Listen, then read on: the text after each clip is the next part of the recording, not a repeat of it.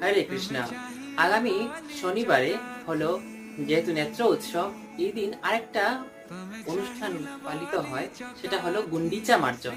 গুন্ডিচা মার্জন কি হয়, যে আমাদের যে জগন্নাথের পুরীতে যে মন্দির আছে, সেখান থেকে জগন্নাথ রথে উপবিষ্ট হন, হয়ে সেই জগন্নাথ মন্দির থেকে উনি যান গুন্ডিচা মন্দিরে। অর্থাৎ জগন্নাথের মাসির বাড়িতে উনি যান। তো সেই মাসির বাড়ি যে গুন্ডিচা মন্দির, সেই মন্দিরটা শ্রীচৈতন্য মহাপ্রভু রথের আগের দিন উনি ওনার পার্শ্বদেরকে নিয়ে ওই মন্দিরে গিয়ে, মাসির বাড়ি গুন্ডিচা মন্দিরে গিয়ে সেই মন্দির পরিষ্কার করেছিলেন, মুছেছিলেন।